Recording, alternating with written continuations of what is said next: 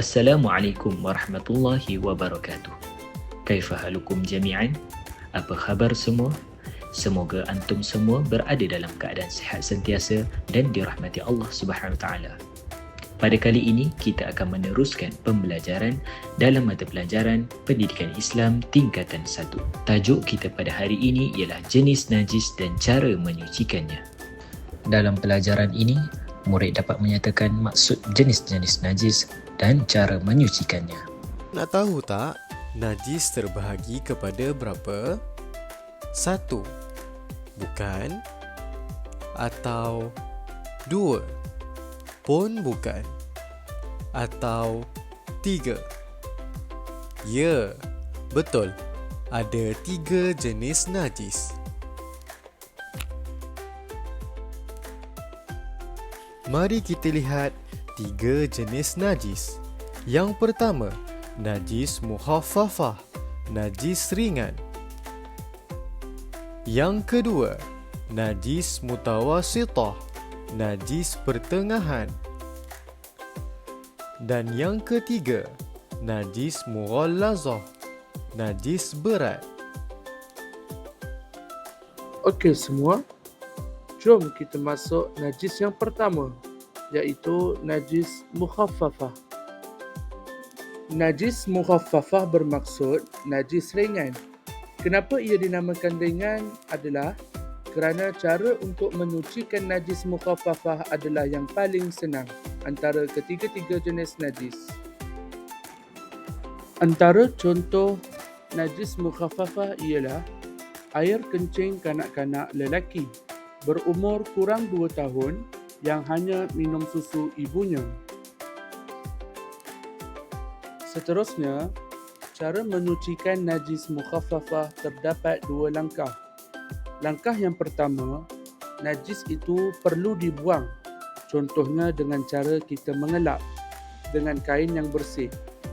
Kemudian, langkah yang kedua, renjis air mutlak pada tempat yang terkena najis. Mari kita teruskan dengan najis yang seterusnya. Najis yang kedua iaitu najis mutawassithah.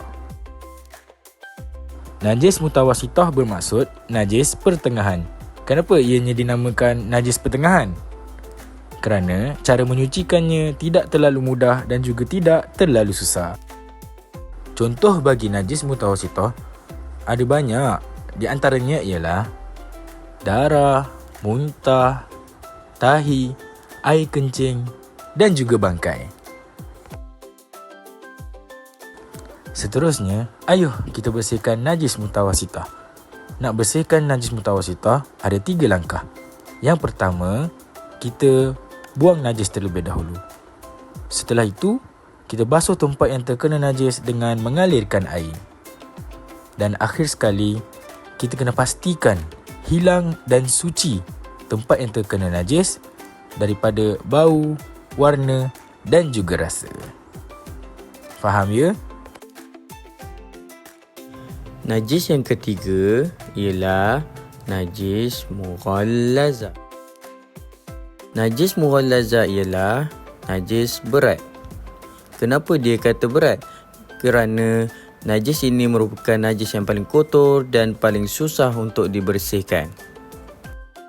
Mari kita lihat contoh najis mughallazah. Yang pertama, anjing. Yang kedua, khinzir. Seterusnya, mari kita lihat cara menyucikan najis mughallazah. Langkah yang pertama, basuh tempat terkena najis dengan air yang mengalir. Langkah yang kedua, pastikan tempat terkena najis hilang dan suci daripada bau, warna dan rasa. Langkah yang ketiga, basuh tempat terkena najis dengan air mutlak sebanyak 6 kali. Langkah yang terakhir, basuh tempat terkena najis dengan air tanah sebanyak 1 kali. Alhamdulillah, kita telah selesai mempelajari tajuk jenis najis dan cara menyucikannya. Sebelum kita akhiri pembelajaran hari ini, cikgu ada satu aktiviti kuis berkumpulan untuk kamu semua. Cikgu akan bahagikan kamu kepada beberapa kumpulan kecil. Setiap kumpulan akan bekerjasama menjawab soalan berdasarkan apa yang telah kamu pelajari. Sedia semua? Berikut ialah 5 soalan kuis untuk kamu bincangkan bersama kumpulan. Soalan yang pertama, apakah 3 jenis najis yang kamu pelajari? Kedua, berikan contoh-contoh najis mukhaffafah. Ketiga, berikan contoh-contoh najis mutawassithah.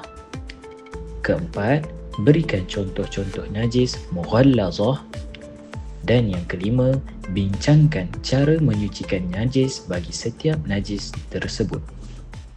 Gunakan ilmu yang telah kamu pelajari tadi dan bekerjasama dengan baik dalam kumpulan masing-masing. Assalamualaikum semua, jumpa lagi dan selamat menjawab. Bye.